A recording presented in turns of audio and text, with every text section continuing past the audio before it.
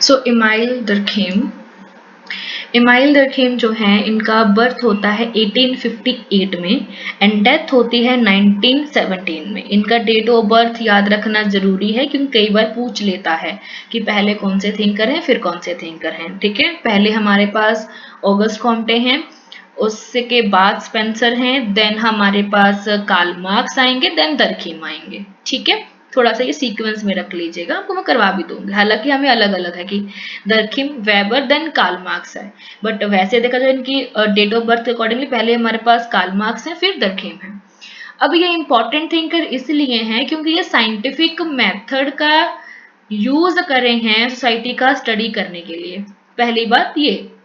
दूसरा, इनके पास चश्मा है, गोगल्स हैं, कैसे वाले, जो सभी को जोड़ने, हार्मनी, स्टेबिलिटी, फंक्शन, कॉन्शियस और कोलेक्टिव रिप्रेजेंटेटिव के बारे में बात करते हैं, सबको जोड़ने के बारे में जो बात करेंगे वो दरखिम है। ठीक है, और दूसरा इन्होंने हमारे पास सुसाइड का स्टडी दिया। अभी देखो इनकी पीएचडी जो है वो अलग जो हमारे पास टॉपिक है उस पे हुआ है ना, बट जिसके लिए फेमस हो गए वो है इनका स्टडी सुसाइड का।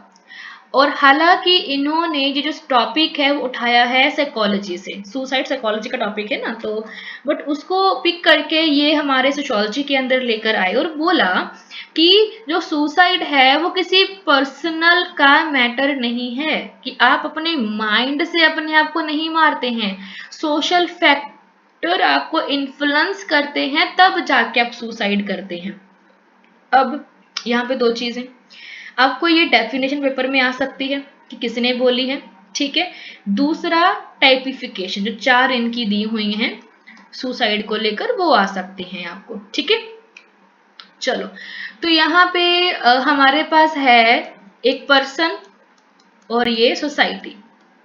ठीक है, जब इनका आपस में इंटीग्रेशन हो जाएगा, बहुत ज्यादा मतलब क्लोज रिलेशन है, तब होगा हमारे पास एल्थ्रुस्टिक लेवल का सुसाइड, परोपकारी वाला, कि मैं नहीं तो कौन भी, अगर मैं नहीं मरूंगा तो कौन मरेगा, अपने देश अपने समाज के लिए। आर्मी वाले, सती प्रथा, एल्थ्रुस्टिक सुसाइड के अंदर आएगा। जब यही रिलेशन माइनस में आ जाएगा समाज के साथ कि मुझे तो कोई प्यार ही नहीं करता, मुझे तो कोई समझता ही नहीं है, कोई मुझे अंडरस्टैंड ही नहीं करता है, आप बहुत ही अकेला अकेला फील करते हो, तो वहां पे होगा इगोस्टिक सुसाइड। इगोस्टिक, ठीक है, कि मुझे तो कोई प्यार ही नहीं करता, ईगो अपने लिए ना, कि मुझे कोई ऐसा नहीं करता, मुझे कोई अच्छा फील नहीं करवाता, वहां आएगा इगोस्टिक सुसाइड। ठीक है, अब इसके आगे चलो, जब एक व्यक्ति और समाज जो है, सोसाइटी जो है, अपने रूल्स रेगुलेशंस को बहुत टाइट कर देगा कि आपको इन्हीं रूल्स रेगुलेशंस के साथ ही चलना है, tight rules regulations, clear rules and regulations. ठीक है, वहां पे क्या होगा हमारे पास, फेटलिस्टिक। ठीक है, कि भाई मेरे तो ये भाग्य में ही है कि मुझे मतलब इन चीजों को करना पड़ेगा, है ना, मतलब मानना पड़ेगा, नहीं मानूंगा तो मेरा समाज, चार लोग क्या बोलेंगे, तो भाग्य, डाइवोर्स हो गया और उसके अलावा बैंकरप्ट हो गए आप, तो वहां पे सुसाइड ये वाला होगा। जब वही चीज माइनस में आ गया कि रूल्स रेगुलेशन जो समाज ने बनाए हैं वो माइनस में आ गए, बहुत टूट गए, बहुत खराब हो गए। कोविड के वक्त जब रूल्स रेगुलेशन ब्रेक हुए थे, सब लोग 9 to 5 जॉब पे जा रहे थे, अब नहीं हो रहा था ऐसा कुछ भी, तब होगा एनोमी सुसाइड, एनोमिक या फिर एनोमी, विसंगति वाला सुसाइड। ठीक है, तो ये चार चीजें आपने याद रखनी है जब समाज और व्यक्ति जुड़ेगा, जब सोसाइटी और इंडिविजुअल क्लोज रिलेशन में है, एल्थ्रुस्टिक कि मैं नहीं मरूंगा तो कौन मरेगा भाई। ठीक है, दूसरा कि मुझे तो कोई प्यार ही नहीं करता, इगोस्टिक। ठीक है, जब रूल्स रेगुलेशन तगड़े हो जाएंगे, फैटलिस्टिक, भाग्यवादी, जब रूल्स रेगुलेशन माइनस में होंगे तो एनोमी। ये चार चीजें आपने याद रखनी है, यहीं से पेपर बार बार घूम के आता है, लाइनें चेंज कर देगा, डेफिनेशन चेंज कर देगा, एग्जाम्पल चेंज कर देगा, पर अगर कॉन्सेप्ट क्लियर है कि कौन कहाँ पे आएगा, क्वेश्चन बन जाएगा आपसे। ठीक है, चलो उसके बाद आपका है कि सोशियोलॉजी इंग्लैंड में हुआ, फ्रेंच रेवोल्यूशन हुआ, है ना, बट इंडिया में कैसे आ गया, यहाँ से क्वेश्चन भी बना हुआ है आपसे। तो 1919 के अंदर हमारे पास एक डिपार्टमेंट बनता है सोशियोलॉजी का, ठीक है, जिसके चेयरमैन होते हैं पैट्रिक गिड्स, याद रखेंगे, ठीक है जी। और सबसे पहले बॉम्बे यूनिवर्सिटी के अंदर हमारे पास सोशियोलॉजी डिपार्टमेंट की शुरुआत होती है। ये इंग्लिश पर्सन, इसको हम ऐसा याद नहीं करते, जिसको हम याद रखते हैं वो है हमारे पास घुरे जी, घुरे घुरे जो भी है, ठीक है। तो इस पर्सन को हम याद रखते हैं कि इंडियन फादर हैं सोशियोलॉजी के, जो कि हमारी सोशियोलॉजी को इंडिया में लेकर आए, और बॉम्बे यूनिवर्सिटी के अंदर ही ये जो डिपार्टमेंट है जो बनाया था पैट्रिक गेड्स के, उसके आगे चेयरमैन बनते हैं, ठीक है। इंडियन थिंकर हैं तो हम मान लेते हैं कि घुरे जी फर्स्ट फादर रहे हैं इंडियन सोशियोलॉजी के, ठीक है। उसके अलावा मैं घुरे जी से इतना इंस्पायर हुई हूँ ना बाय गॉड, कि इतने अच्छे टीचर रहे हैं अपनी लाइफ के अंदर ये, कि जितने बच्चे इनसे पढ़े हैं सभी हमारे सिलेबस में आते हैं। क्या हमारे पास जीपी मुखर्जी, क्या राधा कमल मुखर्जी, रावती कर्वे, जितने भी थिंकर ने पढ़ाए हैं अपनी लाइफ के दौरान, सब के सब हमारे सिलेबस में आते हैं। कितने बढ़िया टीचर होंगे अपने लाइफ के, ठीक है। ये चीजें एस.सी. दुबे, श्रीनिवास, है ना, और कपाड़िया, सरन, मजूमदार, प्रभु देसाई, इरावती कर्वे, राधा कमल मुखर्जी, योगेंद्र सिंह तो बाद में थिंकर हैं, ये बात की हैं, बट ये बेसिक थिंकर जो हमें पढ़ने को पढ़ते हैं वो सब इनके स्टूडेंट्स रहे हैं, ठीक है। और ये हमारे पास कुछ खास थिंकर हैं जहां से हमें क्वेश्चन हर बार पेपर में आता है। हालांकि कपाड़िया, दुबे, सरन, मजूमदार हमारे सिलेबस में मेंशन नहीं है, पर हमें इनसे क्वेश्चन, इनकी जो किताबें हैं पेपर में आ जाती हैं, ठीक है। अब डेफिनेशन, यहां से तो क्वेश्चन हर बार बनेगा। अब अगर हम बात करें सोशियोलॉजी के, हम पांच चीजों में डिवाइड कर सकते हैं कि सोशियोलॉजी में हम स्टडी इस चीज का करते हैं। अब जो लोग तो कहते हैं कि सोशियोलॉजी के अंदर हम सोसाइटी का स्टडी करते हैं, वो कौन है? ऑडम, वॉर्ड, गिल्बर्ट और गिडन्स, ठीक है। और वॉर्ड कहते हैं कि sociology is the science of society, कि जहां पे हम सोसाइटी का स्टडी करते हैं। ऑडम भी यही कहते हैं, ठीक है। उसके बाद हमारे पास H.F. गिडन्स हैं, जो कि हमें हमारे नेट के पेपर में भी देखने को मिले हैं और पीसीएस में भी, कि सोशियोलॉजी का सिस्टमेटिक डिस्क्रिप्शन है, एक्सप्लेनेशन है सोसाइटी एज अ होल का, कि जहां पे हम समाज के बारे में डिटेल में स्टडी करते हैं, उनके बारे में एक्सप्लेन करते हैं, जानते हैं। Gilbert, sociology the generally defined as the science of society. ये पांच थिंकर याद रखेंगे जो बोलते हैं कि सोशियोलॉजी के अंदर हम सोसाइटी का स्टडी करते हैं, सिंपल। अब जो कहते हैं कि नहीं, हम सोशियोलॉजी के अंदर सोशल रिलेशनशिप का स्टडी करते हैं, भाई वो है मैकाइवर एंड पेज, बार बार आएंगे, क्यूबर, रोज बार बार आएगा, सिमेल भी बार बार आपको पेपर में देखने को मिलेगा। मैकाइवर एंड पेज ने वेब ऑफ रिलेशनशिप के बारे में बात करा है। मैकाइवर एंड पेज एक ऐसा थिंकर है जिसको आप प्रोडिक्ट नहीं कर सकते कि ये कौन सी स्टेटमेंट को दे सकते हैं। एक बोगाडस है, ब्रिस्टेड है, मैकाइवर एंड पेज है। ये तीन थिंकर ऐसे हैं जिन्हें हम प्रोडिक्ट नहीं कर सकते कि ये कौन सा डेफिनेशन देके चले जाएंगे, बट मैंने प्रोडिक्शन करी है इनके बारे में, ये खास करके मैकाइवर एंड पेज की, कि जो स्टेटमेंट आपको पॉजिटिव वाइब दे और जनरल हो, ठीक है, वहां पे मैकाइवर एंड पेज आ जाएंगे। वेब ऑफ रिलेशनशिप है और वे ऑफ कल्चर के ऊपर चलेंगे आप, तो वहां पे आपको जो है मैकाइवर एंड पेज देखने को मिलेंगे, ठीक है। उसके बाद हमारे क्यूबर कहते हैं कि जहां पे हम साइंटिफिक नॉलेज रखते हैं। रोज कहते हैं कि जहां पे हम साइंस ऑफ ह्यूमन रिलेशन को स्टडी करते हैं। सिमेल भी हमारे पास ग्रुप के बारे में स्टडी करे हैं, फॉर्मल स्कूल से आते हैं, प्लस इन्होंने डायड थराइड जो ग्रुप साइज है वो दिया है, ठीक है। यहाँ पे हम ह्यूमन इंटरेक्शंस के बारे में स्टडी करते हैं। चलो उसके बाद ये बोले कि सोशियोलॉजी के अंदर ना हम सोशल लाइफ, उनके इवेंट्स, उनके बिहेवियर, उनके एक्शन का स्टडी करते हैं हम। ये भी कुछ थिंकर हैं। ऑगबर्न एंड निमकॉफ हो गया, बेनेट हो गया, किम्बल यंग हो गया, सोरोकिन हो गया। सोरोकिन, निमकॉफ और यंग, ये तीन थिंकर ऐसे जहां से हमें क्वेश्चन बार बार रिपीट होएगा, ठीक है। अब ऑगबर्न एंड निमकॉफ का कल्चरल लैग, कल्चरल लैग का मतलब क्या होता है कि material culture, and non material culture, जो हमें दिखाई दे, जो हमें दिखाई ना दे। जब ये बहुत फटाफट चेंज हो रहा है, बट ये बहुत ही स्लो चेंज हो रहा है।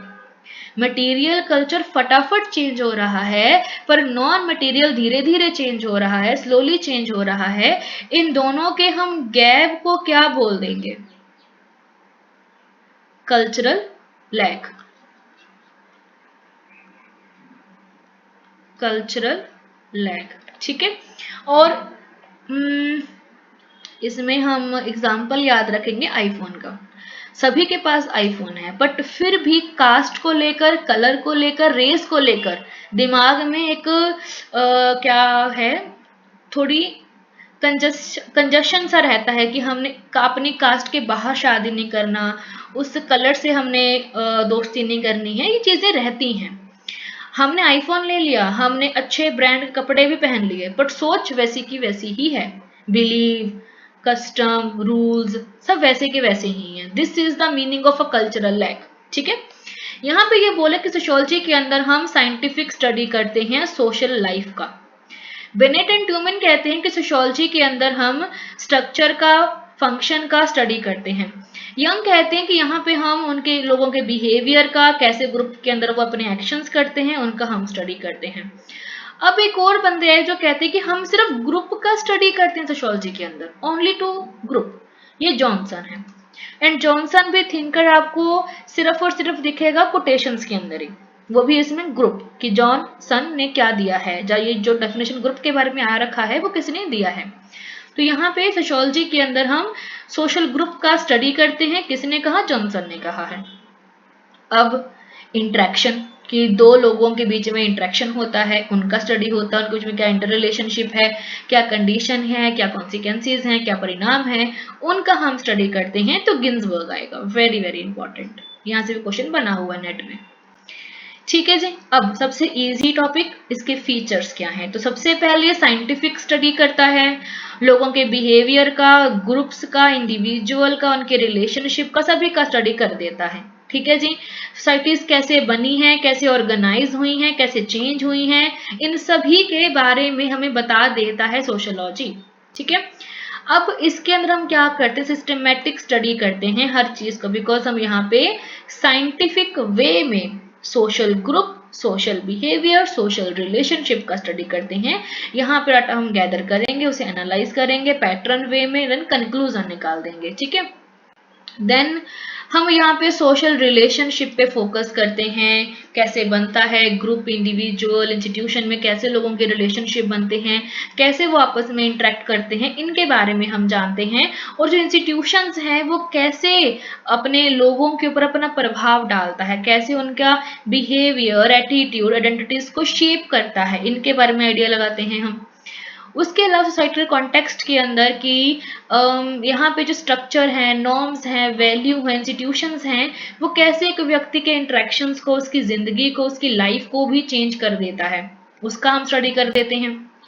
ये इजी है, ऐसा कुछ आपको आता नहीं है, बट हाँ सोशियोलॉजी के फीचर्स क्या है वहां पे ये क्वेश्चन बन सकता है, अदरवाइज नहीं बनेगा क्वेश्चन।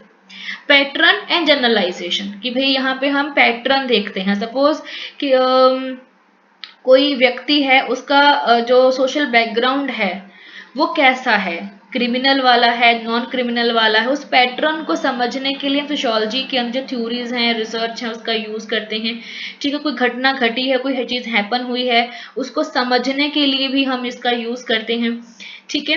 क्रिटिकल पर्सपेक्टिव, कि यहाँ पे हर चीज पे हम क्वेश्चन आंसरिंग करते हैं, कोई चीज अगर हैपन हुई है तो क्यों हुई है, लॉजिक क्या है, फैक्ट क्या है, फिगर क्या, उसको हम एनालाइज करते हैं। देन है कंपैरेटिव अप्रोच, मतलब क्या है? कंपैरिजन करना, कि एक ग्रुप है, बी ग्रुप है, इनमें कंपैरिजन करना। कंपैरेटिव अप्रोच ब्रॉड अप्रोच है, उसके अंदर एक चीज है क्रॉस कल्चरल स्टडी। क्या है? Cross cultural study. अब इसका मतलब है सेम कंपैरेटिव अप्रोच, जहां पे हम ए ग्रुप, बी ग्रुप के अंदर चेक करते सिमिलरिटीज एंड डिफरेंसेस को, ठीक है। और इसका स्टडी हमारे पास किसने किया है? रेड क्लिफ ब्राउन, हाँ रेड क्लिफ ब्राउन ने किया है, याद रखें क्वेश्चन बना हुआ है यहाँ से। उसके अलावा है हमारे पास है इंटरडिसिप्लिनरी नेचर, क्योंकि हम यहाँ पे सिर्फ समाज को नहीं, economy, psychology, political science, anthropology सभी का स्टडी कर देते हैं, ठीक है। देन है वैल्यू न्यूट्रलिटी, मतलब हम यहाँ पे बायस फ्री होके स्टडी करते हैं, वही ऑब्जेक्टिव वे में, ठीक है। और ये किसने दिया है? वेबर ने दिया है। तीन चीजें वेबर ने दिए हैं, एक हमारे पास है वैल्यू फ्री, वैल्यू न्यूट्रल और वैल्यू रेलेवेंस। ये यूज होता है आपकी रिसर्च के अंदर कि जब टॉपिक आप चूज करो वो आपकी वैल्यू के रेलेवेंट हो, ठीक है। फिर डाटा जब कलेक्ट करो आप, तो आप न्यूट्रल होके करो, देन वैल्यू फ्री होके करो, है ना। एंड जब आप कंक्लूजन दो कि मेरी फाइंडिंग्स क्या आई, तो न्यूट्रल होके अपने जजमेंट देना है।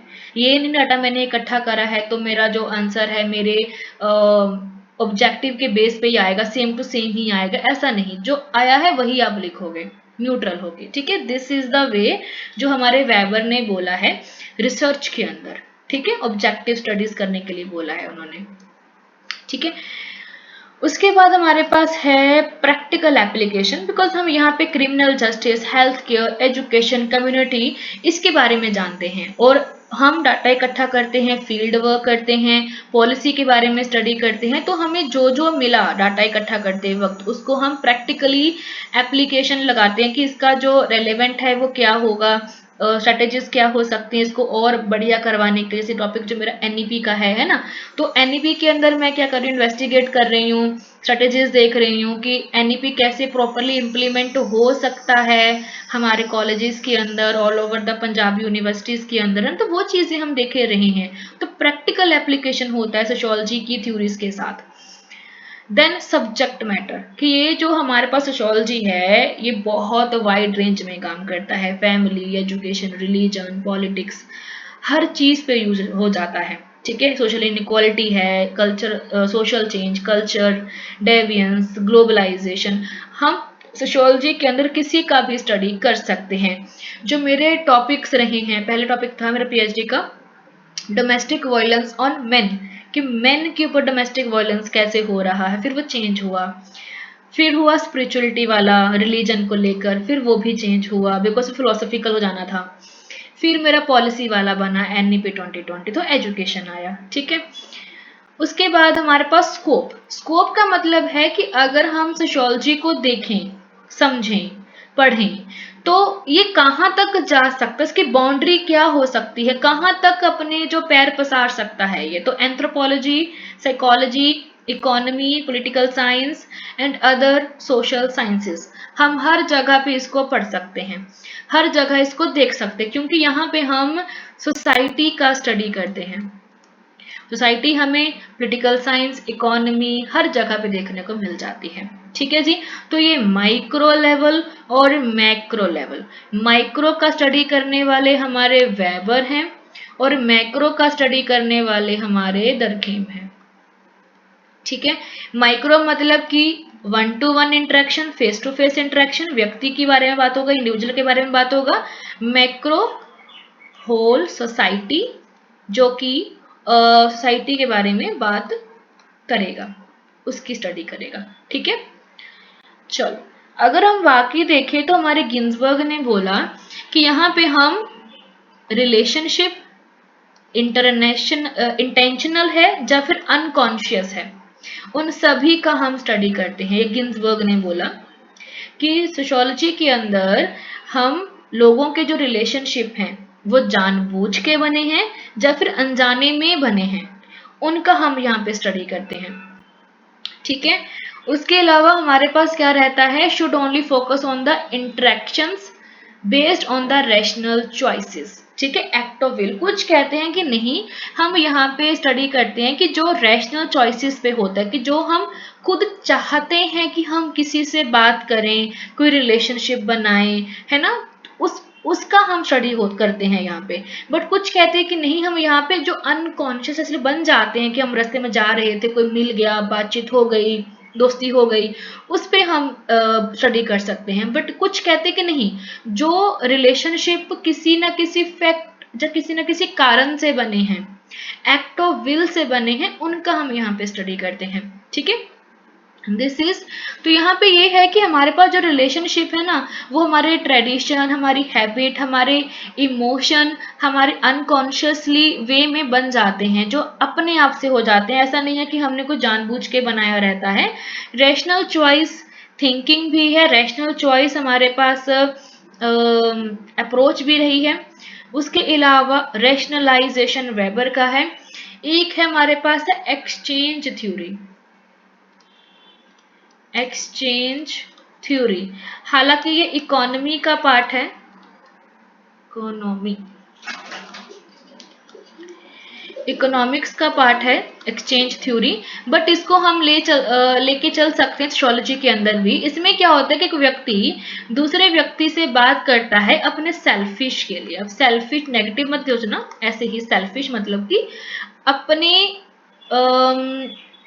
अपनी नीड के लिए। जैसे सपोज आपने मेरे से बात करा सोशियोलॉजी पढ़ने के लिए, ठीक है, मैंने आपसे बात करा कि चलो मेरा कोर्स हो जाएगा, है ना, तो ये चीजें हैं।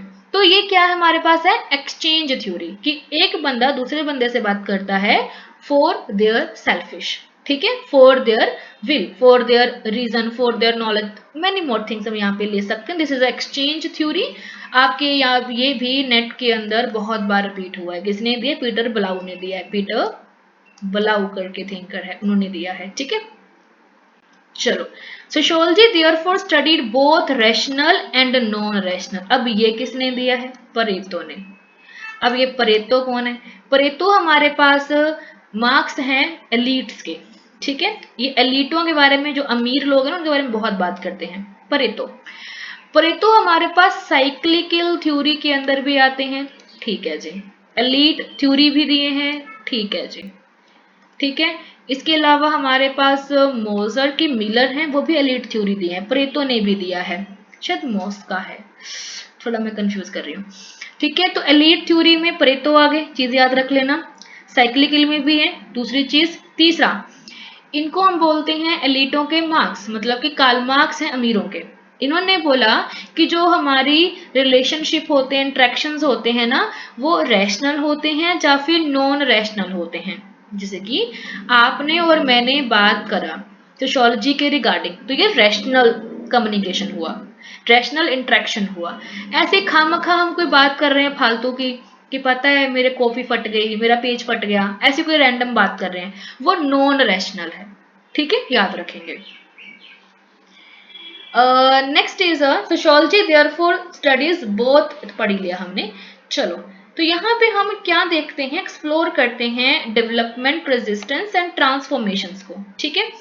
इसके अलावा यहाँ पे प्रोसेस होते हैं। प्रोसेस का मतलब है कंपटीशन, कॉन्फ्लिक्ट, कंट्रोल, है ना, और कोऑपरेशन, ये प्रोसेस को दिखाएगा।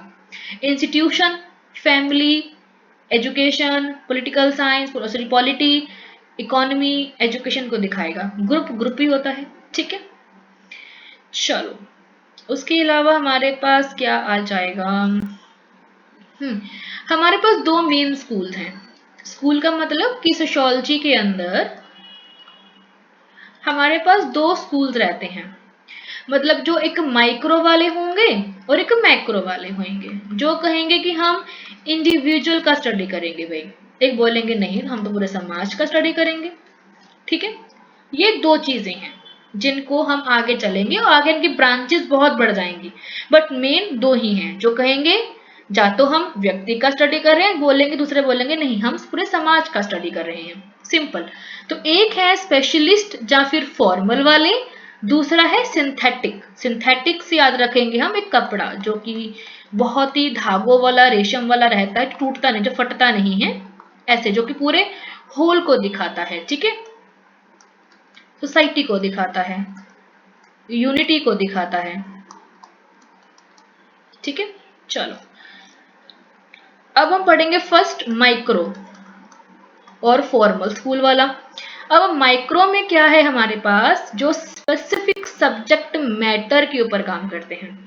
कि सोशियोलॉजी के अंदर हम लोगों के रिलेशनशिप, उनके कंटेंट की किस कंटेंट में वो आपस में इंटरेक्शंस कर रहे हैं, उनके बारे में समझेंगे। बस इतना सा इन्होंने बोला है, ठीक है। इसमें हमारे पास थिंकर कौन है, सिमिल, टोनीज, व्रिडेंट एंड हमारे पास वेस है, ठीक है। ये आपने याद रखना है, ये क्वेश्चन बना हुआ है आपको। जो विवेकानंद है वो कौन से स्कूल से बिलोंग करते हैं, ये भी आपके पीसीएस में और आपके नेट में क्वेश्चन बना हुआ है, ठीक है।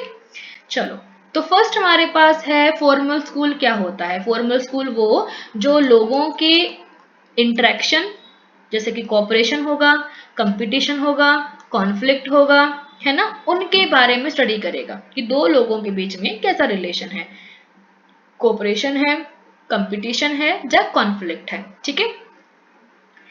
अब इसमें हम देखते हैं कि जो हमारे पास रिलेशनशिप्स बनती हैं, ठीक है, across different situations without being influenced by the content or specific circumstances of their relationship, ठीक है। यहाँ पे बोले कि यहाँ पे हमारे पास जो रिलेशनशिप्स बनती हैं वो कई बार तो है कि हमारे पास किस चीज से इन्फ्लुएंस हुई, कई बार नहीं भी होती हैं, ठीक है। तो यहाँ पे हम दो लोगों के बीच का क्या रिलेशनशिप है उनके बारे में खास करके स्टडी करते हैं। उसके अलावा इन्होंने बोला कि यहाँ पे हम बोलते हैं वाइल द कंटेंट, इंटरेस्ट और गोल्स कैसे हैं, वेरी करता है इंटरेक्शन करने के लिए। मतलब दो लोग आपस में तब कम्युनिकेट करेंगे या तो एक दूसरे की हेल्प कर रहे हैं, कोऑपरेशन में है, या फिर झगड़ा में एक दूसरे को मार पीट रहे हैं, या फिर कंपटीशन है कि तूने कितना सिलेबस कंप्लीट कर लिया, तेरा कितना रहता है, तो उस चक्कर में आपस में कम्युनिकेट करेंगे। तीन चीजें पे ही लोग आपस में कम्युनिकेट करते हैं, या तो कोऑपरेशन होगा, कॉन्फ्लिक्ट होगा, या फिर कंपटीशन होगा, ठीक है जी। And for example, competition between two businesses and competition between political candidate may have different content but same in a similar form. दोनों अलग अलग होंगे बट फिर भी आपस में कहीं ना कहीं दूसरे को पूछते रहेंगे, हाँ तूने कितना, तेरा टर्नओवर हो गया है, तेरा कितना बिजनेस बढ़ गया है, वो चीजें होंगी, ठीक है जी। Then distinguish between two type of societies based on the relationship. ये किसने दी? टोनीज ने दिया है। टोनीज ने हमें दो चीजें दी हैं, एक जैमिन श्राफ्ट है, एक जैसल श्राफ्ट है, ठीक है। जैमे एम लिखा हुआ है तो कम्युनिटी को आपने याद रखना है हमेशा के लिए। ये क्वेश्चन बार बार पेपर में आर की पावर 15 बार रिपीट तो हो चुका है, ठीक है। जैमिन श्राफ्ट जो कि हमारी पर्सनल क्लोज रिलेशनशिप को, इमोशंस को, ट्रेडिशंस को दिखाता है, जहां पे हम एक दूसरे के लिए हैं कि हम साथ साथ में हैं, वो रिलेशन है जैमिन श्राफ्ट या फिर कम्युनिटी, ठीक है जी। एंड जैसे फैमिली हो गया, विलेज हो गया, ट्राइबल हो गया, है ना, दोस्ती हो गई, दिस इज अ कम्युनिटी, ठीक है। देन है जैसल। जैसल मतलब एस फॉर द सोसाइटी, ठीक है, जो कि इम्पर्सनल है, फॉर्मल है, जो कि इंडिविजुअल इंटरेस्ट के ऊपर है, कोऑपरेशन हो गया, कोऑपरेशन हो गया, सिटीज हो गया, कोई हमारे पास वर्क प्लेस हो गया, तो वहां पे जो हमारे रिलेशन बनेंगे दैट इज जहां पे हम लोगों से बात करेंगे बट फॉर्मली कि हेलो हाय कैसे हो, बस आगे बढ़ गए, ज्यादा कोई जाना नहीं कि उसकी लाइफ में क्या हो रहा है, वो खुश है नहीं खुश है, वो चीजें। This distinction help sociologist understand how societies evolve and nature of social bond in different settings, कि समाज कैसे इवॉल्व हुआ है और आपस में रिलेशनशिप कैसा है लोगों का, ठीक है। हमारे वॉइसेज जो हैं ये हमारे पास टू ब्रॉड कैटेगरीज दिए हैं रिलेशनशिप का, एक है एसोसिएटिव एंड एक है इसका उल्टा डी एसोसिएटिव, ठीक है, ये आपने याद रखना है। तो इसका मतलब कि जहां पे लोग एक दूसरे का हेल्प करने के लिए तैयार हैं, cooperation, adaptation, mutual aid, mutual consent के ऊपर लोग आपस में बातचीत कर लेते हैं, समझौता कर लेते हैं, वो चीजें यहाँ पे होगा, ठीक है। एंड दिस एसोसिएटिव के अंदर जहाँ पे हम कॉन्फ्लिक्ट, कंपटीशन, ऑपोजिशन देखेंगे कि मैंने उस बात को नहीं मानना जो उस बंदे ने बोली है, ठीक है। इन्होंने इस चीज की 650 सब क्लासेस दिए हुए हैं, याद रख लीजिए, ऊपर में क्वेश्चन बन सकता है, हालांकि बना नहीं है बट बन सकता है, ठीक है। कि किसने हमारे पास सोशल प्रोसेस की 650 सब क्लासेस दिए हैं, तो ऐसे क्वेश्चन बन सकता है। देन हमारे पास है हाँ विवेकानंद, जो कि हमारे पास साइकोलॉजिकल और मेंटल अटैचमेंट के बारे में बात करते हैं कि लोगों का लोगों के साथ कैसा अटैचमेंट है, कैसे इमोशंस हैं, ठीक है, उसको दिखाते हैं ये। हमारे आगे हैं वेबर। वेबर बहुत इंपॉर्टेंट है, और वेबर अंडरस्टैंडिंग और इंटरप्रिटेशन, ये दो की पॉइंट आपने इनके हमेशा के लिए अपने दिमाग में याद रख लेने हैं। जहां जहां आपको अंडरस्टैंडिंग और इंटरप्रिटेशन दिखा सोशल एक्शन के साथ, वहां वहां आपने वेबर को मार्क कर देना, चाहे वो कोट आए, चाहे वो बड़ी बड़ी डेफिनेशन आए, चाहे वो स्टेटमेंट आए, कुछ भी आए, अगर अंडरस्टैंडिंग और इंटरप्रिटेशन सोशल एक्शन के साथ आ गया है तो वहां पे वेबर का आना लाजमी है, कोई और नहीं आ सकता, इसकी मोनोपोली है इसके अंदर, ठीक है। बस इतना याद रखना। इन्होंने बोला कि not all human behaviour social, सारे जो बिहेवियर हैं वो सोशल नहीं होते हैं। एग्जाम्पल ये कहना ये चाहते हैं कि आप एक व्यक्ति को समाज के टर्म्स के अकॉर्डिंगली नहीं चला सकते। मैं बोल दूं कि पलक आपको ना जो हमारी फैमिली बोलती है वही करना है, आप करोगे?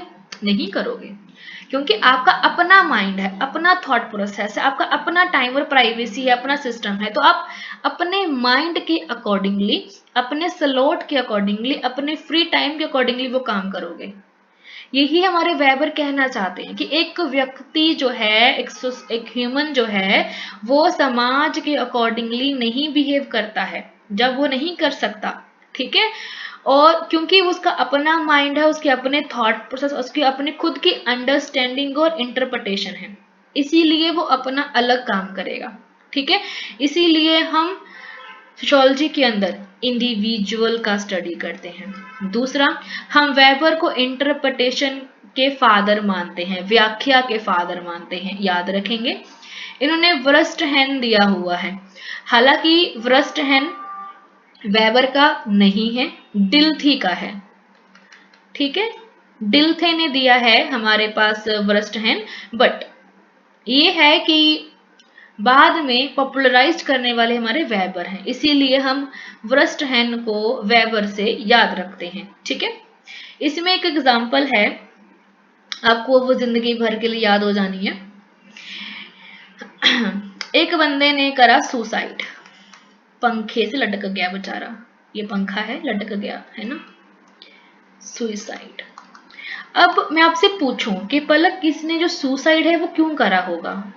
बच्चा है अभी ये 22 ईयर का, इसने सुसाइड कर लिया। आपके थॉट में क्या होगा? मैडम ये ना एग्जाम में फेल हो गया होगा, मैडम इसका ना ब्रेकअप हो गया होगा, मैडम इसका जो ना आई नहीं, हाँ चलो, ब्रेकअप हो गया, मैरिज टूट गया, डाइवोर्स हो गया, एग्जाम में फेल हो गया, ऐसे हो सकता है। ये सोशल स्टेटमेंट्स हैं कि इस कारण से सुसाइड हो सकता है, बट वेबर बोलते हैं कि उस व्यक्ति का क्या कहना है, और व्यक्ति ने क्या लिखा अपने नोट में, सुसाइड नोट में, कि मेरी पेंसिल चोरी हो गई थी इसीलिए मैंने सुसाइड करा, ठीक है। तो आपकी जजमेंट जो सोशली थी कि इसने इन इन कारणों से सुसाइड किया होगा, वो खारिज हो गई, खत्म हो गई। क्या रहा?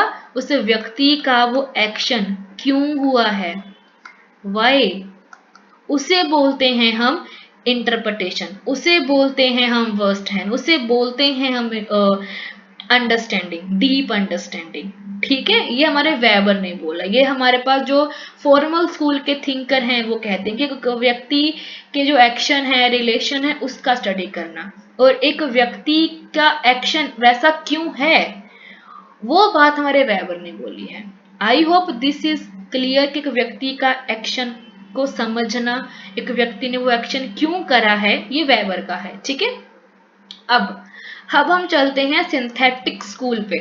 सिंथेटिक स्कूल का मतलब जो कि होल का स्टडी, होल सोसाइटी का स्टडी करना पसंद करते हैं, कि हम इतने वेले हैं कि हम पूरे समाज का स्टडी कर देंगे, ठीक है। तो दरखिम, होभाउ, सोरोकिन इसके अंदर आते हैं। ठीक है, अब यहाँ पे कहते हैं कि सोशियोलॉजी एक अलग सब्जेक्ट नहीं है, ये हमें इंटीग्रेट नॉलेज देता है बाकी सब्जेक्ट्स के बारे में भी, क्योंकि सोशियोलॉजी के साथ हम anthropology, history, political science, economy, religion, philosophy, education सभी को जोड़ लेते हैं। ठीक है, इसीलिए हम सभी का स्टडी कर लेते हैं, सभी लोगों का स्टडी कर लेते हैं। ठीक है, यहाँ पे हम समाज का होलिस्टिकली अंडरस्टैंडिंग करते हैं। ठीक है, चलो, तो यहाँ पे हमारे पास 3 सेक्शन है जो दरखिम ने दिए हुए हैं। तो पहला क्या है हमारे पास, हाँ, मॉर्फोलॉजी। ठीक है, मॉर्फोलॉजी। अब मॉर्फोलॉजी हमारे पास दरखिम ने भी दिया है और रेडक्लिफ ब्राउन ने भी दिया है। अब ये होता क्या है, मॉर्फोलॉजी का मतलब होता है कि किसी एरिया में पॉपुलेशन का जो स्ट्रक्चर है वो कैसा है, कितनी जनसंख्या है, कितने एरियाज में या कितने पार्ट्स में डिवाइड है, डिस्ट्रीब्यूशन में है ना, उनके बारे में जानना। Structure and distribution of population physical and geographical condition के बेस पे। जैसे हमारे रेडक्लिफ ब्राउन जब ऑस्ट्रेलिया में जाते हैं ट्राइबल एरिया में, तो वहां पे वो स्टडी करते हैं कि ट्राइबल का, वहां पे वो मॉर्फोलॉजी यूज करे कि वहां पे 50 पीपल रहते हैं आइलैंड पे, उनकी हॉडे है, देन क्लेन है, देन जो फैमिली वगैरह को जो पूरा बताएं वो, कि पहले वंश होता है, फिर फैमिली है, फिर उनका जो टेरिटरी है, फिर उनका जो कंट्री है, वो चीजें इन्होंने अलग नाम से बोली हैं वो चीजें। तो ये चीज है मॉर्फोलॉजी, कि उस जगह पे कितने लोग हैं, क्या स्ट्रक्चर है, किसमें वो डिवाइडेशन है किया हुआ जनसंख्या का, तो उसका हम स्टडी करते हैं। देन हमारे पास इसमें क्या होएगा, डेंसिटी, कितना घनत्व है, हमारे इंडिया में कितना है 382 वर्ग स्क्वायर किलोमीटर, मतलब कि अगर हम 1 वर्ग स्क्वायर किलोमीटर में घूमें तो हमें 382 लोग एवरेज मिल जाएंगे। ठीक है, the impact of location and religion और रीजन ऑन सोशल ग्रुप, कि किसी एरिया के लोगों के ऊपर उसकी लोकेशन, उसके रीजन का क्या प्रभाव दिखेगा, हिरार्की कैसा है, ऑर्गेनाइजेशन कैसा है, उनके बारे में समझना।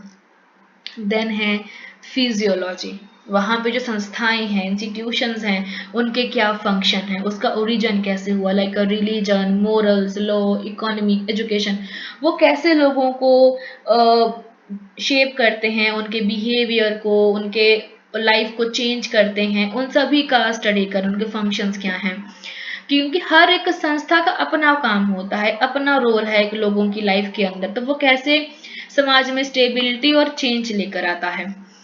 देन हमारे पास जर्नल, सब कुछ जो भी इसमें आ सकता है जो मॉर्फोलॉजी और फिजियोलॉजी से अलग है वो जर्नल के अंदर आ जाएगा। यहाँ पे सोशल लॉज है ना, इंस्टीट्यूशंस कैसे कनेक्ट रहते हैं, कैसे लोगों को वो स्टेबलाइज करते हैं, कंट्रोल करते हैं, उनके बारे में यहाँ पे हम स्टडी करते हैं। ठीक है, उसके अलावा हमारे पास है होब हाउस। होब हाउस ने क्या दिया कि सेंट्रल साइंस है सोशियोलॉजी, क्योंकि ये बाकी साइंसेस को कनेक्ट करती है। हमने देखा है सोशियोलॉजी के अंदर हम पॉलिटिकल साइंस, इकोनॉमी और साइकोलॉजी और फिलॉसफी को भी हम पढ़ते हैं। ठीक है, एंड उसके अलावा ये हमारे पास बोले हैं कि कॉम्प्रिहेंसिव साइंस है। ठीक है, ये होब हाउस ने बोला है, ये कोट आ जाता है पेपर में, इसको आपने याद रख लेना है। ठीक है, उन्होंने कहा कि जो सोशियोलॉजी है वो एक ब्रिज की तरह काम करता है अलग अलग सोशल साइंसेस के अंदर, म्यूचुअल एक्सचेंज के लिए, अपने आइडिया को एक्सचेंज करने के लिए। ये एक्सप्लोर करता है इकोनॉमी को, पॉलिटिकल को, मोरल को, कल्चर को, फैक्ट की कैसे जो हमारे ये चीजें हैं ये सोसाइटी को शेप करते हैं, उनके बिहेवियर, उनके इंटरेक्शंस को। ठीक है, उसके अलावा हमारे पास बोले तो हो गया है ना, सोरोकिन। सोरोकिन हमारे पास सोशल रिलेशनशिप और कल्चरल सिस्टम के बारे में बात करते हैं। सोरोकिन हमारे पास साइक्लिकल थ्योरी के अंदर आते हैं। थ्योरीज अलग हैं, स्कूल्स अलग हैं, याद रखेंगे। ठीक है। साइक्लिकल थ्योरीज के अंदर आते हैं और ये रिलेशनशिप और कल्चरल सिस्टम के बारे में बात करते हैं कि जो हमारा कल्चर है वो चेंज होता है, जैसे कि हमारे पास 4 अलग अलग जो वेदर आते हैं, सीजन्स आते हैं ना, विंटर, समर, स्प्रिंग, तो हमारा कल्चर भी चेंज होता है। ये कोट पेपर में आया हुआ है कि कल्चर चेंज होता है, लाइक हमारे पास जैसे कि सीजन चेंज होते हैं, वो सोरोकिन ने बोला हुआ है। ठीक है। अब advocated for sociology to explore the pattern dynamic of a social change, कि भाई हमारे जो रिलेशनशिप है, जो सोशल चेंज है, वो कैसे होता है, उनके बारे में ये बात करते हैं। इन्होंने क्या दिया है, अपवर्ड एंड डाउनवर्ड मोबिलिटी, याद रखेंगे, सोरोकिन का है अपवर्ड एंड डाउनवर्ड मोबिलिटी, याद रखेंगे। ठीक है। इसके अलावा मिलर भी है, वो भी दिए हैं हमारे पास हॉरिजॉन्टल एंड वर्टिकल मोबिलिटी। ठीक है। अपवर्ड डाउनवर्ड सोरोकिन का है, हालांकि हम इनको ही याद रख लेते हैं अपने उसके अंदर हॉरिजॉन्टल एंड वर्टिकल मोबिलिटी के अंदर भी, बट कई बार मिलर लिखा होता है तो हमने मिलर को मार्क करना है कि हॉरिजॉन्टल और वर्टिकल। ठीक है। ये जो मोबिलिटी है मिलर ने दिया है, upward and downward mobility Sorokin का है। ठीक है। चलो, हमारे कार्लमैनहीम, हमारे ये सिलेबस में मेंशन्ड है कार्लमैनहीम। कार्लमैनहीम हमारे पास थोड़ा सा कार्ल मार्क्स की तरह ही है। ठीक है। और ये हमारे पास सोशल रिलेशनशिप, ट्रुथ, बिलीव के बारे में बहुत बात करते हैं, विश्वास, ट्रुथ, रिलेशनशिप और यूटोपिया, है ना, और उसके अलावा आइडियोलॉजी के बारे में बहुत बात करते हैं। तो ये फोकस करे हैं core factor on a social existence that universal across all societies, कि कैसे हमारे पास फैमिली, गवर्नेंस और रिलीजन देखने को मिला है जो अपने आप को एग्जिस्ट करके चलता है, जिसका आज भी वही प्रभाव है, वही कंट्रीब्यूशन है, वही इन्फ्लुएंस जो पहले था। ठीक है। उनके बारे में ये फोकस करते हैं। ये सिस्टमेटिक मेथड देते हैं स्टडी करने के लिए this factors and their influences. उसके बाद उन्होंने दिया हिस्टोरिकल सोशियोलॉजी कार्लमैनहीम का। यहाँ पे ये दिए हैं कि कंपैरेटिव सोशियोलॉजी होता है, जहाँ पे हम पुरानी स्टडीज जो हुई हैं और आज में क्या सिमिलर है, क्या डिफरेंस है, हम कंपैरिजन करते हैं। ठीक है जी। एंड देन हमारे पास डायनेमिक, क्या चेंजेस आए हैं, जो पहले था और अब क्या चेंजेस आ गए, उसको दिखाता है। देन हमारे पास है गिन्सबर्ग। गिन्सबर्ग ने क्या दिया है कि sociology shape by identifying its major concern. ठीक है। यहाँ पे है कि जो रिलेशनशिप है और जो इंस्टीट्यूशंस हैं वो type of structure and social relation, जैसे कि families, political science, religious organization की, जहाँ पे हमारे पास जो रिलेशनशिप है, संस्थाएं हैं, वो कैसे बनती हैं, उनका स्ट्रक्चर क्या है, वो कैसे दूसरे को इन्फ्लुएंस करती हैं। मेनली चीज यही वाली आएगी, बिकॉज जितने भी सिंथेटिक स्कूल के थिंकर है ना, कॉम्प्लेक्स हैं, सभी को मिक्स वेज बना देते हैं ये लोग। ठीक है। उसके अलावा इन्होंने हमारे पास सोशल लाइफ के ऊपर क्या प्रभाव है, सोशल चेंज, स्टेबिलिटी के बारे में बात करते हैं ये। ठीक है। अब ये है टेबल।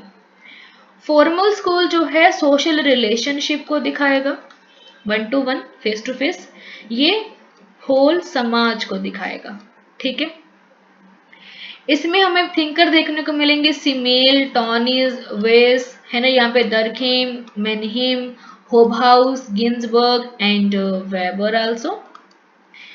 इसका नेचर है कि हम एक अलग इंडिपेंडेंट डिसिप्लिन को फॉलो करते हैं, ये बोले कि नहीं, सभी को हम कनेक्ट करते हैं। आलोचना ये क्या है कि बहुत अब्स्ट्रैक्ट है, नैरो डाउन है, एक ही चीज के बारे में बात करते हैं, इंडिविजुअल। ये बहुत ही ब्रॉड हो गया, स्पेसिफिक नहीं हो पाया और हर चीज को बहुत ज्यादा डिफाइन कर दिया गया है। ठीक है। होल सभी को स्टडी करना है। अब हमारे पास है पर्सपेक्टिव। पर्सपेक्टिव का मतलब है कि हम इसमें क्या क्या चीजें इंक्लूड कर सकते हैं, कि किस क्या दिखाता है सोशियोलॉजी हमें, है ना। तो यहाँ पे है हमारे पास कि हम यहाँ पे देखते हैं outside appearance of peoples action and organization, मतलब लोगों के एक्शन करने के तरीके, वो एक्शन कैसे कर रहे हैं, प्लस वो एक्शन ऐसा ही क्यों कर रहे हैं, उनके बारे में हम यहाँ पे स्टडी करते हैं। ठीक है।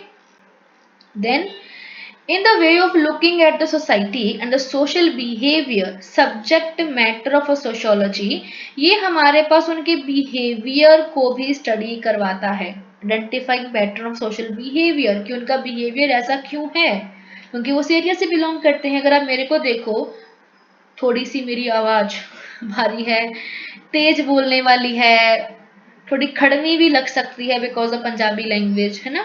तो मेरा कोर है, मैं पंजाब से बिलोंग कर रही हूँ, मेरा होम टाउन पंजाब से है, वर्किंग एरिया पंजाब में है। तो उस चक्कर में जो मेरी लैंग्वेज है, जो मेरे शब्द हैं, वोकैबुलरी थोड़ी सी खड़वी है और पंजाबी टोन में रहती है। तो इस चीज को देख के आप एक चीज अंडरस्टैंड कर पाते हैं कि जो मैम का बैकग्राउंड है वो पंजाब से आ रहा है। ठीक है। It also attempt to provide explanation of such patterns. ठीक है। देन यहाँ पे देखते हैं कि कैसे हम sociologist are not interested in individual personality, जैसे कि महात्मा गांधी कौन है, मार्टिन लूथर कौन है, मंडेला कौन है, रविशंकर कौन है। ये देखते हैं कि इनकी गुण क्या है, बिहेवियर क्या है, और इनका लोगों के ऊपर क्या प्रभाव पड़ा है, क्या इन्फ्लुएंस पड़ा है। ठीक है। तो इनको हम यहाँ पे देखते हैं। ठीक है जी। उसके अलावा यहाँ पे हम देखते हैं पैटर्न, बार बार आएगा, इन्वेस्टिगेट, कि एक व्यक्ति का एक्शन ऐसा क्यों है भाई, उसको समझना। ठीक है। उनके बिहेवियर को समझना, रिलेशनशिप को समझना। ठीक है। उसके अलावा हमारे पास पर्सपेक्टिव में आएगा स्ट्रक्चरल फंक्शनलिज्म। अब इसका मतलब क्या है, एक संरचना है, हाँ जी, जैसे हमारे पास हमारे घर के अंदर एक बेडरूम होता है, एक किचन होता है, एक वॉशरूम होता है, एक ड्राइंग रूम होता है, उसका अपना अपना काम है ना, पर फिर भी वो मिलकर क्या बना देते हैं, हमारा होम बना देते हैं। ठीक है जी। तो यही है स्ट्रक्चरल फंक्शनलिज्म। सोसाइटी के अंदर अलग अलग इंस्टीट्यूशंस हैं, रोल्स हैं, नॉर्म्स हैं, वो अपना अपना काम अच्छे से कर रहे हैं, पर वो मिलकर जब काम करते हैं तो वो बनाते हैं सोसाइटी, एंड इसी को हम बोलते हैं स्ट्रक्चरल फंक्शनलिज्म।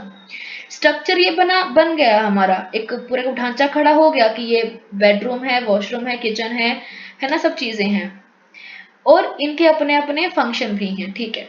हम फंक्शन की बात नहीं कर रहे, स्ट्रक्चर की बात कर रहे। तो ये स्ट्रक्चर खड़ा हो गया, उसका हम स्टडी कर लिए कि हाँ ये हमने यहाँ रखना है, वहां पास शास्त्र हो गया, ऐसे करके। ठीक है। बट जब फंक्शन की बात आएगी, किचन का फंक्शन जो है वहीं पे होगा। अब ऐसा तो नहीं है ना कि जो पानी टंकी तो एक ही है, वही पानी किचन में जा रहा है, वही वॉशरूम में जा रहा है। पर ऐसा तो नहीं गेस्ट हमारे घर में आया और हमने वॉशरूम से पानी लाकर गेस्ट को दे दिया, नहीं पॉसिबल है वो, क्योंकि पानी किचन का ही जाएगा, क्योंकि उसका वो काम है खाना पानी देना, है ना। This is the structural functionalism. ठीक है। तो बहुत ही कॉम्प्लेक्स है, बट ये है कि हाँ हम किसी स्ट्रक्चर के फंक्शन को देखते हैं कि फैमिली का फंक्शन क्या है, स्कूल का फंक्शन क्या है, पॉलिटी का फंक्शन क्या है, गवर्नेंस कैसे फंक्शन करती है, इन चीजों को हम यहाँ पे स्टडी करते हैं। ठीक है। इसको देने वाले हमारे पास स्पेंसर हैं, दरखिम हैं, मेलिनोवस्की हैं, ब्राउन हैं, टालकट पार्सन हैं, मर्टन हैं। ठीक है। और इसके अलावा स्ट्रक्चर को भी देने वाले स्पेंसर हैं। पहले हमारे पास जो लेवी स्ट्रॉस है, हमें थिंकर हैं लेवी स्ट्रॉस। तो लेवी स्ट्रॉस पहले वो कौन थे, एंथ्रोपोलॉजिस्ट थे। ठीक है। मतलब मानव विज्ञानी थे, मतलब कि किसी कल्चर का स्टडी करना, कहीं पे गए, फील्ड वर्क करा, जाना उनके बारे में, है ना। फिर इनको एक पर्सन मिलता है जॉनसन की जैकॉब्सन, ऐसे कुछ करके इसका नाम है, जैकॉब्सन। ठीक है। जैकॉब्सन। ठीक है। जब ये इनको मिलता है तो वो जो जैकॉब्सन है वो स्ट्रक्चर का स्टडी करने आया होता है, उस एरिया के स्ट्रक्चर का, कि कैसे वो जो फैमिली बनी है, कैसे वहां पे पॉलिटी बनी है, कैसे वहां पे गवर्नेंस चलता है, उसके बाद स्टडी करने आया था वो। लेवी से बड़े प्रभावित हुए कि मैं तो कल्चर का स्टडी करने आया और ये स्ट्रक्चर का स्टडी करने आया है, ये होता क्या है। तो इतना पढ़े उस चीज के बारे में कि स्ट्रक्चरलिज्म के फादर बन गए। ठीक है जी, स्ट्रक्चरलिज्म के फादर बन गए हमारे लेवी स्ट्रॉस। ये किनशिप के बारे में, मैरिज के बारे में बहुत बात करे हैं। यूनिट 8 पूरा इनके ऊपर ही है, लेवी स्ट्रॉस के ऊपर। ठीक है, ये चीजें हमने पढ़नी है। आगे देखो तो यहाँ पे हम देखते हैं कि हर पार्ट कैसे अपना कंट्रीब्यूशन देता है, कैसे फंक्शन करता है और कैसे बाकी लोगों के साथ मिलके स्टेबिलिटी से काम करता है। ठीक है, कॉन्फ्लिक्ट थ्योरी, इसमें 3 थिंकर हैं बेसिकली जो क्लासिकल हैं, और भी थिंकर हैं, कॉलिन्स हैं, देन हमारे सिमेल भी आ जाते हैं। सॉरी क्या नाम है इनका, हाँ सिमेल ही है मेरे ख्याल से, हाँ सिमेल, हाँ कॉन्फ्लिक्ट के अंदर ही आ जाते हैं। ठीक है, हाँ तो ये थिंकर है, 3 थिंकर मेन है, कार्ल मार्क्स, कोजर और डेरेनडॉर्फ। ठीक है जी, ये 3 थिंकर मेन है। और इनमें खासियत क्या है, कार्ल मार्क्स कॉन्फ्लिक्ट थ्योरी को देने वाले हैं पहली बात, क्योंकि यहाँ पे हम इनइक्वालिटीज और बोर्जुआस, प्रोलिटरेट, रिच और पुअर, एक्सप्लॉयटेशन, स्ट्रैटिफिकेशन के बारे में बात करते हैं। कोजर भी ऐसे ही हैं जो कॉन्फ्लिक्ट के बारे में बात करते हैं, बट जो कोजर हैं वो फंक्शनल दिए हैं कॉन्फ्लिक्ट का, कि कॉन्फ्लिक्ट क्यों होना जरूरी है, क्या काम करता है। ठीक है, उनके बारे में हम बात करते हैं। और जो हमारे डेरेनड्रॉफ है, डेरेनड्रॉफ फॉलो करते हैं वेबर को। वेबर कैसे हैं, ब्यूरोक्रेसी, पावर, अथॉरिटी वाले। तो फिर वो उसकी बात करते हैं कि वो कैसे जो है, जो झगड़ा है पावर के नाम पे होता है, कि मैंने अपने जो सीट है वो उसको नहीं दे, दूसरी पार्टी को नहीं देनी है ना, पैसे खिलाओ, वोट चोरी कराओ, बट सीट अपने हाथ में ही रखनी है।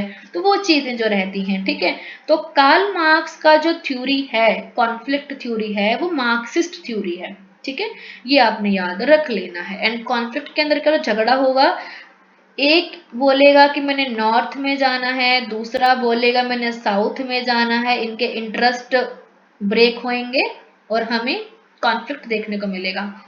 देन है हमारे पास पावर स्ट्रगल है। ठीक है, सोशल चेंज है, ट्रांसफॉर्मेशन है जो हमें देखने को मिलेगा। जब स्ट्रगल होगा कुछ चीजें बदलेंगी और सोशल चेंज होएगा। अगर नेपाल में जेंजी प्रोटेस्ट ना होता तो वहां पे डेमोक्रेसी नहीं आनी थी। ठीक है, दिस इज, अगर यहाँ पे भी क्विट इंडिया मूवमेंट ना होता तो हम आजाद ना हुए होते अभी तक। ठीक है, सिंबॉलिक इंटरेक्शन कौन देने वाले हैं, ब्लूमर कॉइन करने वाले हैं इस टर्म को, डेवलप करने वाले जो हमारे पास हैं वो है मीड। ठीक है, मीड कौन है, ब्लूमर के टीचर हैं। ठीक है, कॉइन करने वाले ब्लूमर हैं, उनके स्टूडेंट मीड के। तो सिंबॉलिक इंटरेक्शन का मतलब होता है कि जहां पे हम माइक्रो लेवल की इंटरेक्शंस को देखते हैं।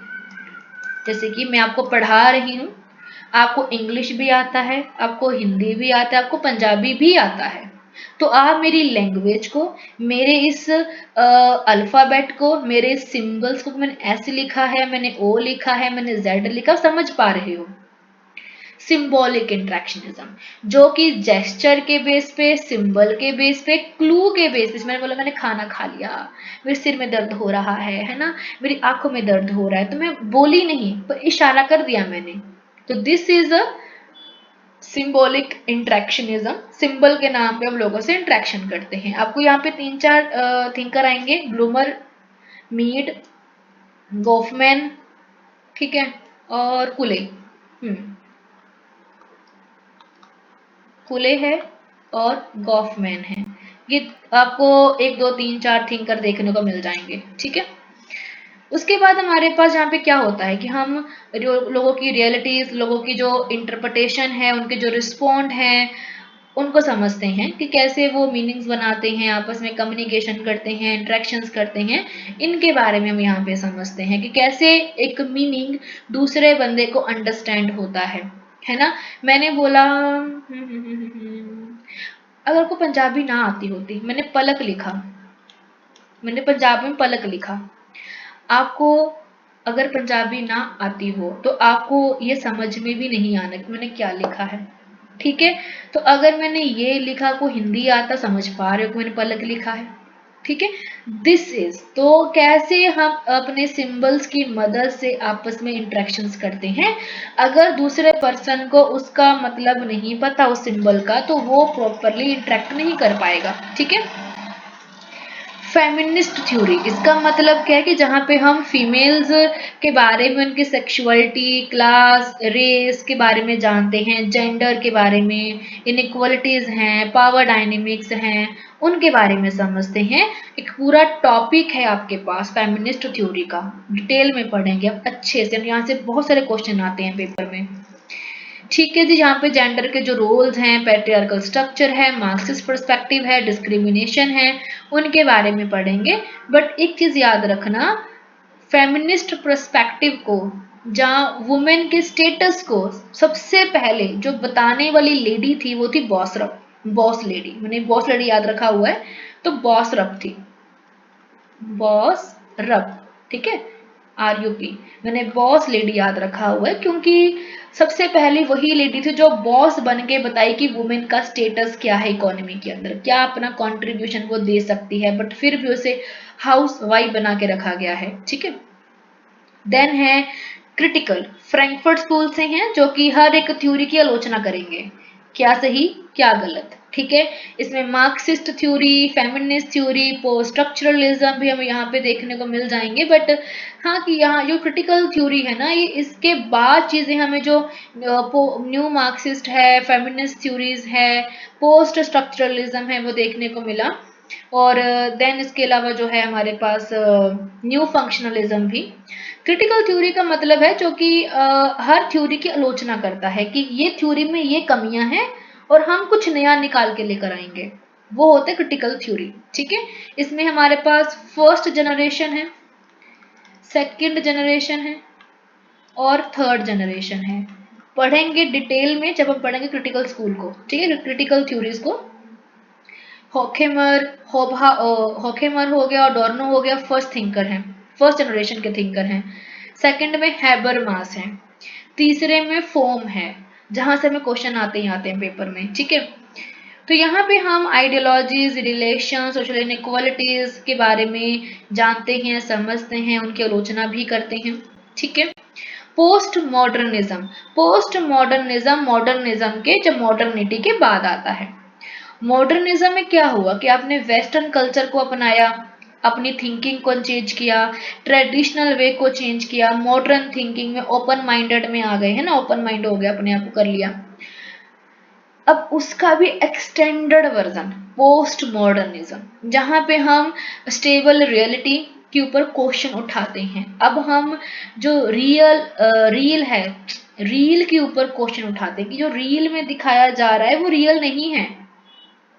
हमें लग रहा है कपल गोल्स बनाए जा रहे हैं, अच्छा खाना बनाया जा रहा है ना, कोई अच्छी कोई हमें चीज दिखाई जा रही है, बट सब रील है, रियल नहीं है, फेक है, सब कुछ स्क्रिप्टेड है वो चीजें। ठीक है। यहाँ पे हम जो हाइपर रियलिटी है, टेक्नोलॉजी है, मीडिया है, जो हमारे पास मास कंजम्पशन हो रहा है, फेक जो हमारे अंदर नीड्स पैदा करी जा रही हैं, हमने कपड़े नहीं परचेज करने पर जो इन्फ्लुएंसर्स हैं वो अलग अलग कपड़े पहन के ना वो दिखाते हैं, अपनी एड्स दिखाती हैं, जब अपनी वीडियोस बनाते हैं, उनको देख के होता है कि हमने वो वाले कपड़े पक्का लेने हैं। पोस्ट मॉडर्निज्म है ये। ठीक है। जहाँ पे ग्रैंड नरेटिव्स को क्वेश्चन किया गया है और नैरो डाउन करा गया है थ्योरीज को। ठीक है। चलो, उसके बाद हम यहाँ पे फ्रेगमेंटेशन, डाइवर्सिटीज, है ना, और जो कंटेम्प्रेरी समाज है, लैंग्वेज का रोल है, डिस्कोर्स है, कल्चर है, उनके बारे में हम बहुत कुछ जानते हैं। और लोटाइड करके थिंकर हैं जो पोस्ट मॉडर्निस्ट में आते हैं। और पोलैरिटी, डिफरेंसेस, रिफ्लेक्सिविटी, इसमें हमारे पास पीरे बोधो, सॉरी माइकल फुके, फुके भी आते हैं, थोड़ा से पीरे बोधो भी आ जाते हैं। ठीक है, थोड़ा सा ही, ज्यादा ना, थोड़ा थोड़ा जाते पीरे बोधो, ब्रूडिलार्ड हैं जिसमें आ जाते हैं। ठीक है। इसके अलावा रैशनल चॉइस थ्योरी, मतलब कि जो भी हम एक्शन करते हैं, डिसीजंस लेते हैं, वो हमारे सेल्फ इंटरेस्ट, सेल्फिश, रैशनल और हमारे सोशल कॉन्टेक्स्ट के बेस पे होते हैं। एग्जाम्पल के लिए जब मैंने अपना ग्रेजुएशन करना था, तब मेरा एम कुछ और था करने का। मेरी मास्टर जो हुई है ना वो धक्के से हुई है, मतलब कि ऐसा था कि भगवान ने चाहा था कि तुम मास्टर कर ले, अपने घर से निकल जा। अगर मैं मास्टर ना करती तो लिटरली मैं यहाँ पे भी नहीं होती, चुन्नू मुन्नू मेरे हाथों में होते, मैं उनको पाल रही होती। ठीक है, तो जो भी होता है अच्छे के लिए होता है, बट वो रैशनल चॉइस जो मैंने उस टाइम पे लिया, अपना बहुत ही तगड़ा दिल करके कि मैंने अपने घर को छोड़ना है और मैंने चंडीगढ़ आना है, तो वो रैशनल चॉइस था सेल्फ इंटरेस्ट को लेकर कि मैंने वहां पे नहीं रहना है, मुझे कुछ करना है। देन उसके बाद जब नेट का एग्जाम हुआ तब भी ऐसा कुछ नहीं था, मैंने पेपर देना है, मुझे नेट का एन भी नहीं पता था। बस मेरी मैडम का मुझे कॉल आया कि रजे तुम पेपर दे दो, तेरा एमए हो गया है। फिर मैंने अपना नेट दिया और वो क्लियर हो गया। फिर कुछ मन में तो पीएचडी मैंने करनी है। फिर हम एलुमनी मीट में गए, सुगंधा मैडम मिले, वहाँ पे और टीचर्स थे। फिर उनसे डिस्कस हुआ कि कितना इम्पोर्टेंट है पीएचडी करना। फिर पीएचडी हुआ मेरा। तो दिस इज जो सेल्फ इंटरेस्ट को दिखाए, this is the rational choice theory, कि आपका जो बिहेवियर है, डिसीजन है, वो आपके रैशनल थिंकिंग के बेस पे रहता है कि इसका कॉस्ट बेनिफिट, कॉस्ट और जो कॉस्ट और बेनिफिट को देखते हैं आप कि अगर मैं इसको चूज करूँ तो मुझे क्या बेनिफिट होगा, मेरे लिए क्या बेनिफिट है, ये चीजें रहती हैं। देन हमारे पास है, इसमें अज्यूम होता है कि हमारा जो वेट कॉस्ट है, बेनिफिट्स है, उसको देखते हैं हम। ठीक है, कैलकुलेशंस सबसे मेन चीज। उसके अलावा हमारे पास है कि जो सोशोलॉजी है ये कंबाइन करता है साइंस को और ह्यूमनिज्म को, बिकॉज ऑफ यहाँ पे हम साइंटिफिक एनालिसिस करते हैं ऑब्जेक्टिव और वैल्यू फ्री होके, और हम ह्यूमनिस्टिक अप्रोच, मतलब कि लोगों की अंडरस्टैंडिंग, कल्चर की क्रिएटिविटी, उनकी रिफ्लेक्सिविटी। रिफ्लेक्सिविटी का मतलब होता है कि सपोज आपने मुझे कुछ बताया कि मैडम आप ना ऐसे नहीं ऐसे बोल रहे हो, मैंने उसे एनालाइज करा और अपने आप को चेंज कर लिया, दिस इज अ रिफ्लेक्सिविटी। ठीक है, तो कि अपने आप को एनालाइज करके चेंज करना, अपने आप को रिप्रेजेंट अच्छे वे में करना, दिस इज द रिफ्लेक्सिविटी। ठीक है, तो हम दोनों का स्टडी करते हैं। बर्जर कहते हैं कि idea of a sociology as a form of a consciousness, कि हम यहाँ पे अपनी चेतना को देखते हैं कि मतलब साइंटिफिकली, ऑब्जेक्टिवली, बायस फ्री होके और अपना ह्यूमनिस्टिक अप्रोच देके चीजों को समझते हैं सोशोलॉजी के अंदर। देन ये हमारे पास एक स्ट्रक्चर रियलिटी भी है, क्योंकि यहाँ पे हम इंडिविजुअल्स और लोगों का बिहेवियर कैसा है, सुसाइड के रेट्स क्या है, पैटर्न क्या है ना। जैसे हम देखते हैं ना, साइबर साइबर क्राइम हो गया या फिर सीरियल किलिंग हो गया, है ना, कि उस सीरियल किलर ने कैसे मारा किसी को, कौन से पैटर्न को फॉलो करा, उसको हम समझते हैं यहाँ पे।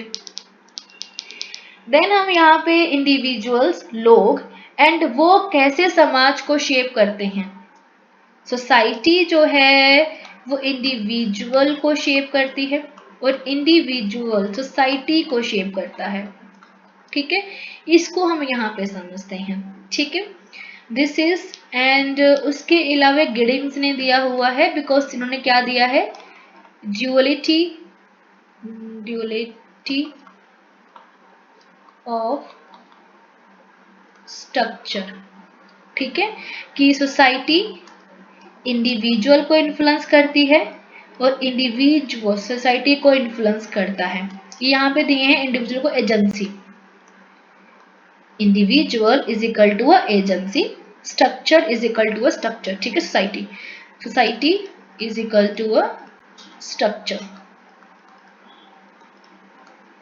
ठीक है, दिस इज, ये गिडिंग्स ने दिया है। उसके अलावा यहाँ पे हम होलिस्टिक सभी का स्टडी करते हैं, रिलेशनल स्टडी भी करते हैं कि सभी का क्या फंक्शन है और एक दूसरे को कैसे वो प्रभावित भी, इन्फ्लुएंस भी कर रहे हैं।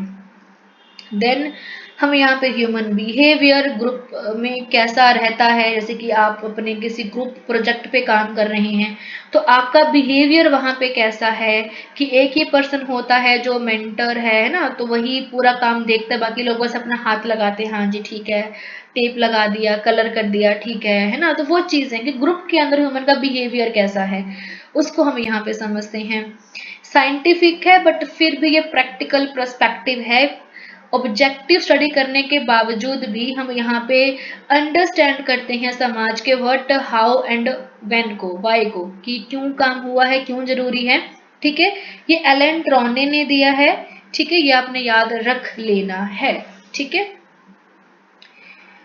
इसके अलावा ट्रॉने ने एक और चीज दिया है, मेरे ख्याल से वो कल्चर से आता है या फिर वो आईसीटी से आता है, कुछ तो है ट्रॉने से, मैं कल करवाऊंगी इसके बारे में, जब भी ध्यान में नहीं, कॉन्सेप्ट है और वो नेट में आया हुआ है। देन हमारे पास ये माइक्रो मतलब व्यक्ति, इंडिविजुअल, और मैक्रो सोसाइटी, दोनों का स्टडी करता है। ठीक है, माइक्रो मतलब कि इंटरेक्शंस डेली लाइफ के अंदर जो हो रही हैं, मैक्रो जो लार्ज स्ट्रक्चर में, स्केल में हो रही है, लाइक पॉवर्टी, वॉर, अनएम्प्लॉयमेंट। ठीक है, और अब हम पढ़ेंगे अपना ऑगस्ट कॉम्टे कल की क्लास में। ठीक है, यहाँ तक क्लियर होगा, आई होप सो।